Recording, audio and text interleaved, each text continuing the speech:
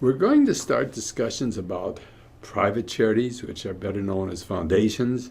And I think probably, even though from an IRS standpoint they're called private charities, in most cases, foundations are a much better term to use because that's more what people understand in our society. Because we hear it a lot. There's the Ford Foundation, the Carnegie Foundation, the Gates Foundation, among many of them. And what surprises a lot of people is they think foundations are for people who are multimillionaires or billionaires. And yet the studies that are shown by some of my friends in the CPA world show that having a charity that is a foundation is good for people who have relatively low assets. In fact, there are people with $50,000 worth of assets who think their assets will grow who found foundations because they want to help society and also help themselves. And I think one of the big advantages of foundations is it can be very beneficial for the people setting it up as well as for society. And I think a good example of that is the Hillary Clinton people have heard about for the last couple of years and will probably continue to hear for a while, where the charity brings in $300 million a year and spends $12 million on charitable purposes. So, which again is not uncommon. In fact, if you go on the internet, you can find hundreds of these cases, all of which are valid. So let's take a look at them. And we're going to do that is being effective foundations are run like a business. They require a written mission statement. The mission statement is the organizational vision for it, which has both goals and objectives, as you might suspect. And the objectives we're going to be covering in this module are, first of all, discussing what separates a foundation, private charity, from a public charity. Discuss how due diligence on charities via the internet.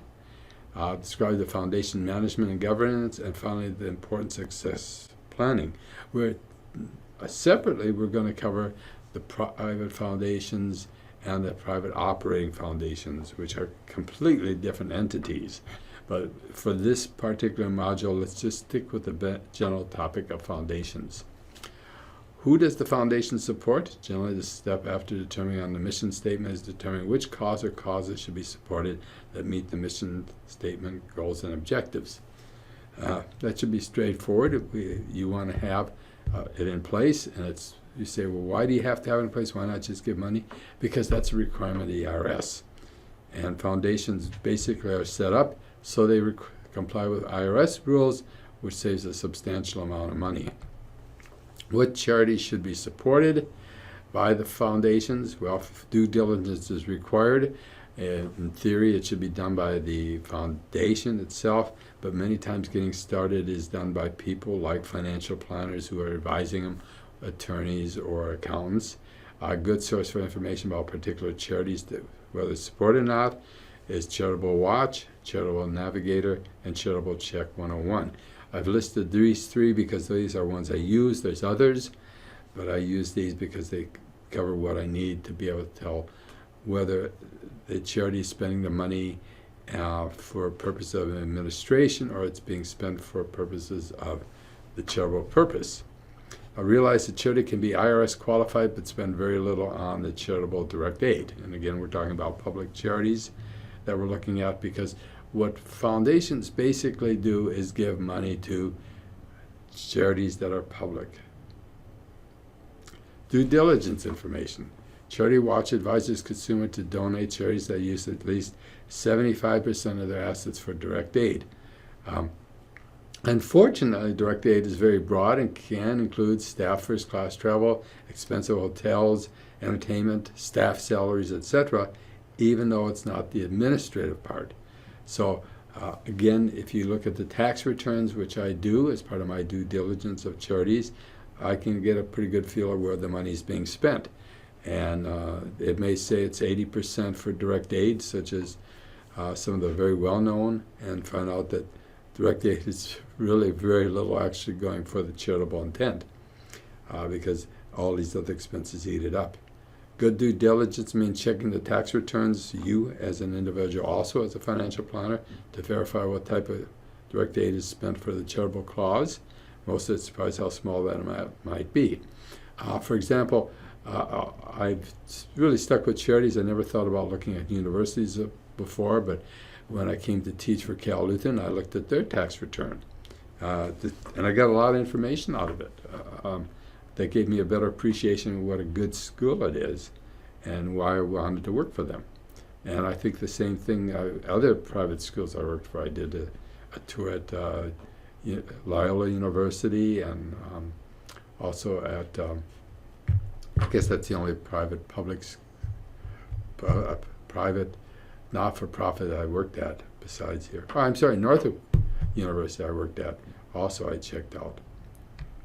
Foundation management.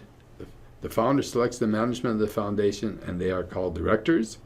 And that is kind of standardized throughout the years. One may have one director, some may have many directors. In fact, you can call it something else you want, but as a general rule, it's called directors, and that makes it easier for filling out the income tax returns. In many cases, the directors consist of family members of the founder, and that I've found true on a lot of large foundations where children, grandchildren, great-grandchildren for infinity will be on the board of directors for the large foundations. The advantage is very high salaries are paid to members of the board of directors in many cases. Yes, you'll find some with nominal salaries, but in the whole, salaries tend to be very lucrative in foundations.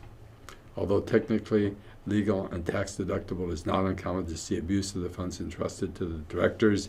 And again, you go on looking on some of the foundations publications on the websites for the income tax, etc., and the reviews by other organizations. You'll find somewhere the whole purpose of the foundation is really to support the family, which qualifies provided they do the right thing in the right way. Governance is the rules by which the board works, and our first step in creating the organization's mission statement serves as a guide for the use of the funds. Boards have more than one director, may have the directors assigned to committees to carry out the duties of the board. Again, if you have 7 children or 7 grandchildren, you start setting up committees that they serve on. Board chairperson chooses the chairperson who is not the founder. Involved in many factors include their family status, the family dynamics, seniority, availability, and experience. Again, very common that the board chairperson is a relative of the person who set it up, and it could be children, grandchildren, it could be brothers-in-laws or whatever. In fact, the only foundation that I'm really familiar with, the founder set it up so that he could keep his son-in-law employed. His son-in-law just couldn't hold a job, so he's made him a chairman of his foundation. Need for board consensus. It's well established that consensus is extremely important. It can significantly, I'm sorry for the misspelling, it's not important, it's extremely important. That was Freudian, I'm afraid, because of what I know in the real world. Can significantly affect the direction of the foundation and its ability to act. Generally, if there's no consensus, the chairman of the board has to decide, and obviously the chairperson needs the ability to handle dissent in a constructive manner, just like in a business world and probably in your firm. And failure to agree many times means to split up the foundation. And I got this information primarily from the IRS and various organizations that set up boards that tend to be very big on having a consensus, although I would suspect, like anything else, consensus may be hard, especially if people have very strong opinions. Succession planning is always a problem for foundations, from what I've been found out the hard way. Foundations are no different than a business in the need to have a succession plan. Most founder successions are the children or grandchildren of the founder, and the case becomes which child or grandchildren is going to be the successor. And as the chairman, and if not the case, the founder and the board share responsibility of finding an appropriate successor for the board of directors and for the membership of the board. Again, that varies by foundation and varies how many family members. Because you can have foundations founded by people who have no children, where they're giving it to friends or the lawyers and accountants in the roles.